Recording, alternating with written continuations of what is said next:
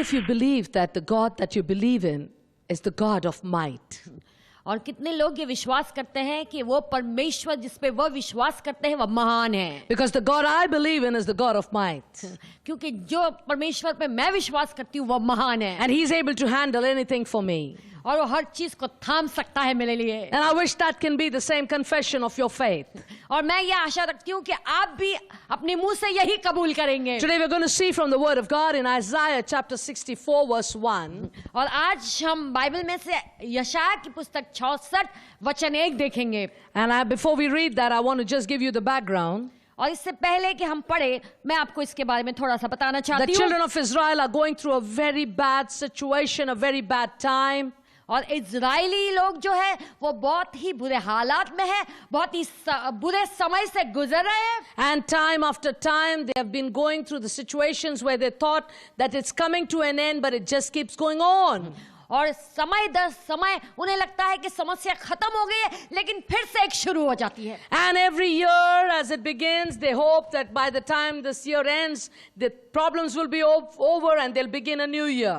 और हर साल की शुरुआत में उन्हें ऐसा लगता था कि अब ये साल का अंत आ रहा है, अब सब कुछ खत्म होकर नया शुरू होगा. And things will be good. और सब बातें ठीक हो जाएगी. And as they would come to the middle of the year, और जैसे ही वह साल के मध्य में आते थे, nothing would change. कुछ बदलता ही नहीं था. Then they would say, let's hope that this year finishes and another year comes. और फिर वो सोचते थे कि ये साल को खत्म हो जाने दो, अभी अगला साल आएगा. And another year would come and the state would be the same. और दूसरा साल आ जाता और हालत वैसे ही बनी I रहती. believe that God is talking to somebody here. और हम विश्वास करते हैं कि आज प्रभु किसी से बात कर रहा है यहाँ पर. And God is saying to you, और प्रभु आपसे कह रहे who हैं, has waited and waited and waited. और जो काफी देर से रुका हुआ है. Your situation is very similar to the children of Israel. और आपके जो हालात है वो इजरायली लोग के समान ही हैं. And they came to the point of desperation one day. और एक दिन आया जब वो इतने व्याकुल हो उठे. And at that time they just went before the Lord and cried out to Him. और वो समय आया जब वो परमेश्वर के समक्ष गए और उसे पुकारा और कहा. Isaiah 64 verse 1, they cried and they said, oh, that you would rend the heavens and that you would come down, that the mountain may flow down at thy presence. और यशायाह की पुस्तक 64:1 कहती है, भला हो कि तू आकाश को फाड़ कर उतर आए और पहाड़ तेरे सामने कांप उठे. What does it mean when they say rend the heavens? और इसका क्या मतलब है जब वो कहता है कि आकाश फाड़ कर? It means to valiantly tear it apart. इसका मतलब है कि जोर से फाड़ दे. It means to split the heavens. इसका मतलब है कि तू आकाश को चीर दे. And come in my situation. और मेरे हालातों में आ जा. Because they were desperate for God's intervention. क्योंकि वो चाहते थे, वो व्याकुल होते थे कि उनके हालातों में परमेश्वर शामिल हो. Today some of us probably have a need and a desperation that we need to pray unto God, the prayer like the children of Israel had prayed. और इस तरह से आज हम में से भी कितने लोग इतने व्याकुल हो उठे हैं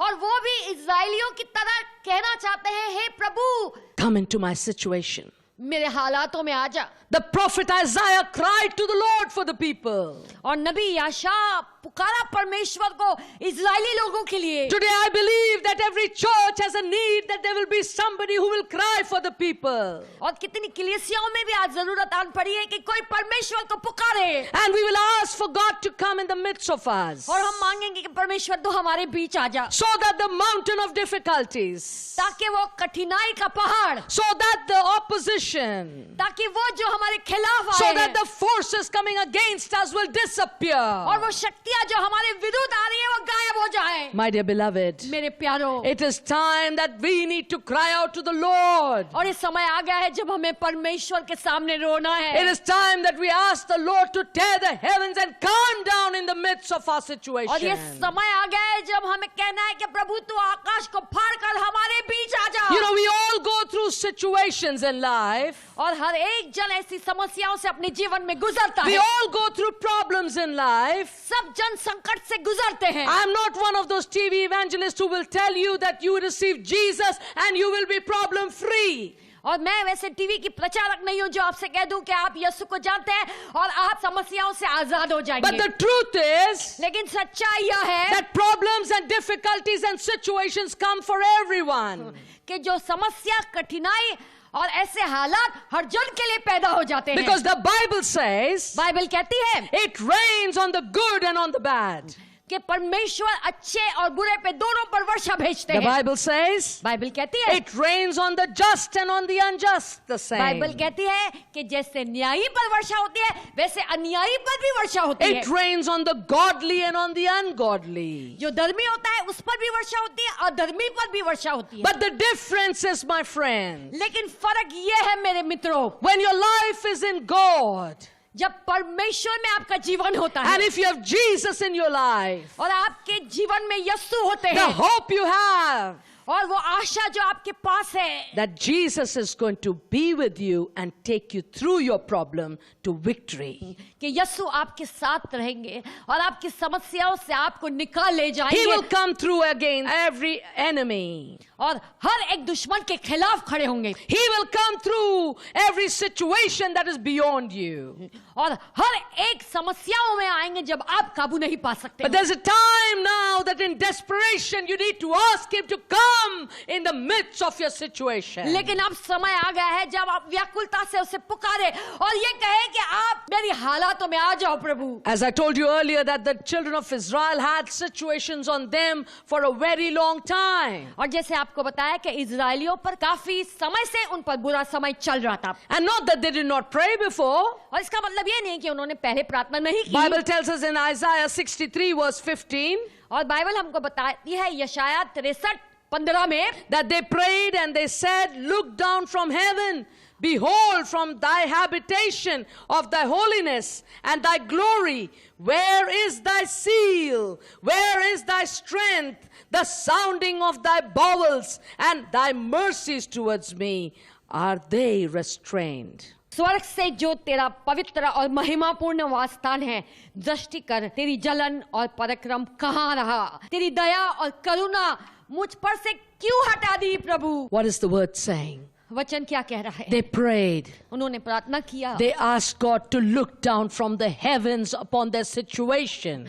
उन्होंने कहा कि आसमान से जो है धरती पर दृष्टि कर उनके हालातों पर दृष्टि कर From his holy habitation. उसके पवित्र स्थान से दृष्टि कर प्रभु Look down from his place of glory. उसकी महिमापूर्ण वासस्थान से नीचे देख They are प्रभु desperate. वो बहुत ही व्याकुल है They're saying, God, where is your zeal? Where is your strength? Where is your mercy? वो कह रहे हैं कि प्रभु तेरा जोश तेरी दया कहाँ है And they're asking him. और वो उससे पूछ रहे हैं And they're saying, और वो कह रहे हैं are they restrained for me? क्या वो मेरे लिए बंद हो चुकी है My dear beloved, मेरे प्यारो they're coming to the point where they are giving up. और वो ऐसे स्थान पर आके खड़े हो गए थे जहां उन्होंने उम्मीद छोड़ रही थी They're wondering, where is God's strength? Where is his zeal? Where is his mercy? और वो हैरान है कि कहाँ है वो जोश कहाँ है परमेश्वर का दया But see the difference. They're asking him to look down from heaven at what they're going through. और फर्क देखिए वो कह रहे हैं कि स्वर्ग से नीचे देखो कि किस हालातों से हम गुजर रहे हैं But as their situation worsens, लेकिन उनके हालात और बिगड़ते गए there is an intensity in their prayer. और उसी तरह से उनके प्रार्थना में जो है और काफी बढ़ाव आया And what do they ask? और क्या उन्होंने मांगा Oh, that you would tear the heavens and come down in the midst of us. उन्होंने कहा कि तू आकाश को फाड़ कर हमारे बीच आ जा And today, my beloved, और आज मेरे प्यारो don't sit there saying, God willing, someday I will get my answer.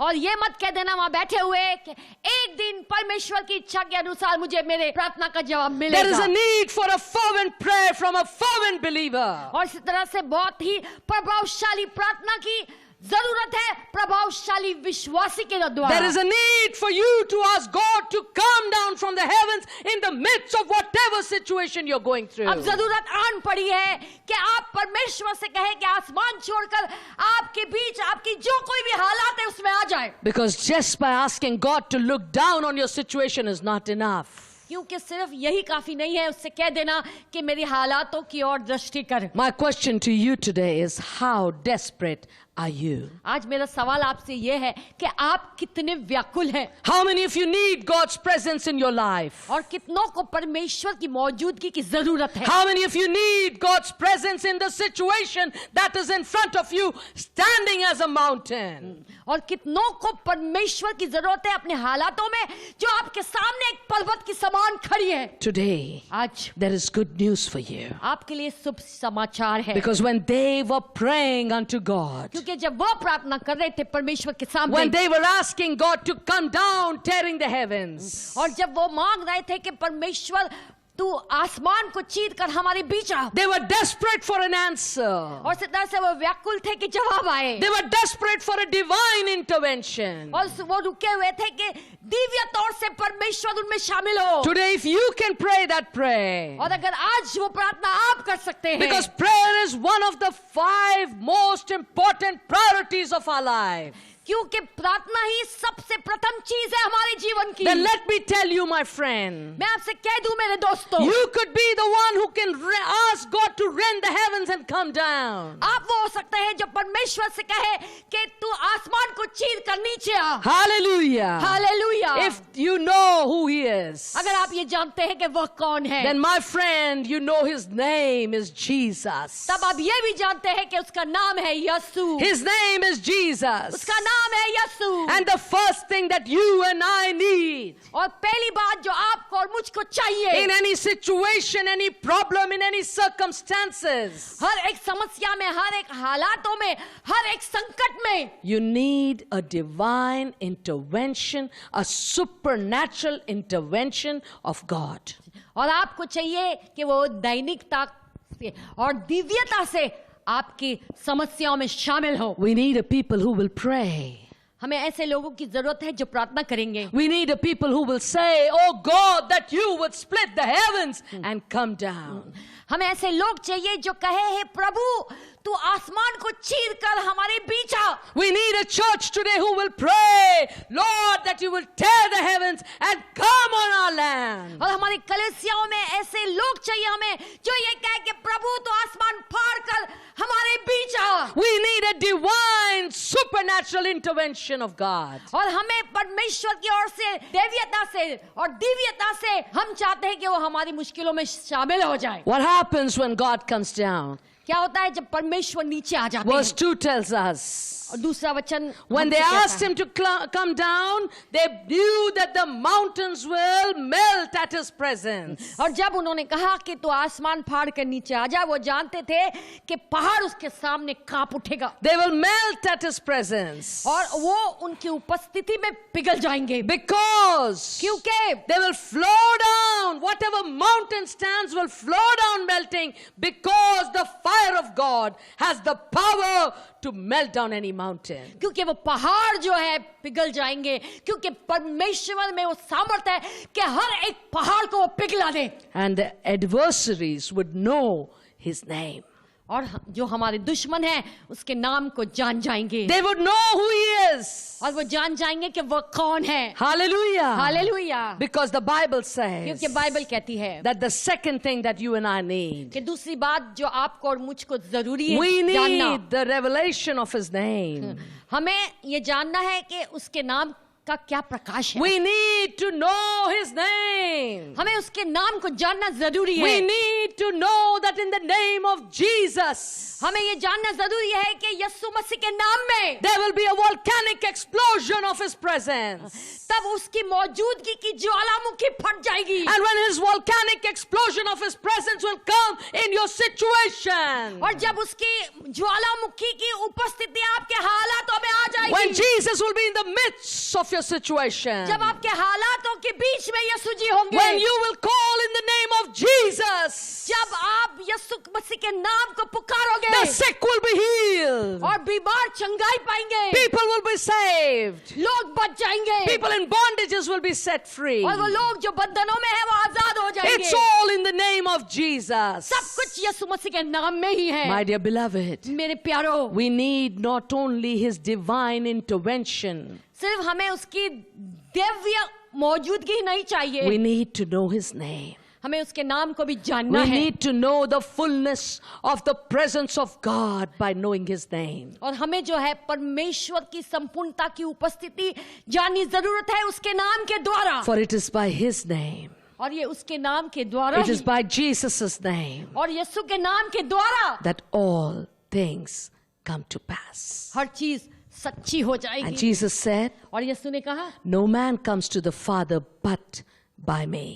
कोई भी पिता के पास नहीं पहुंच सकता यीशु के बगैर Hallelujah. Hallelujah. He's not just another Messiah. वो इतने सारे मसीहों में से एक मसीहा नहीं है He's not just another Messiah. वो एक और मसीहा नहीं He है is the Messiah. वो खुद ही मसीहा No है one comes to the Father but by Him. कोई भी पिता के पास नहीं पहुंच सकता उसके बगैर His name is Jesus. उसका नाम यीशु है His name is Jesus. उसका नाम यीशु है Hallelujah. Hallelujah That is the divine revelation that I need and you need. और वही दिव्य प्रकाश की जरूरत आपको और मुझको है And you need to know who you are in Him. और आपको ये भी जानना जरूरी है कि आप उसमें कौन हो My dear beloved, मेरे प्यारो the third thing that you need, और तीसरी बात जो जिसकी जरूरत है आपको as we read और जैसे हम पढ़ते हैं Isaiah 64 verse 2, यशाया 64 और 2 वचन they said और उन्होंने कहा that the adversaries will know thy name और जो हमारे दुश्मन है वो तेरे नाम को जानेंगे and that nations will tremble at your presence. और देश जो है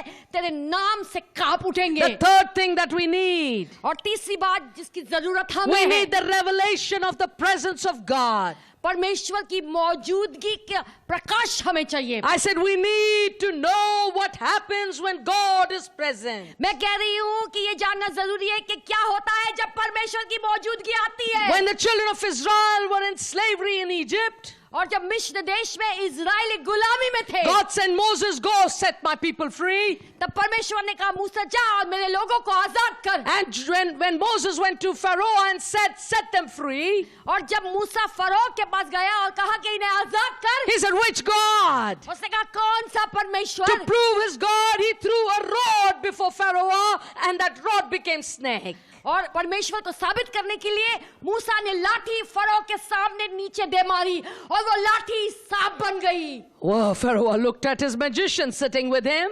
और फरोह ने अपने इर्द गिर्द जो जादूगर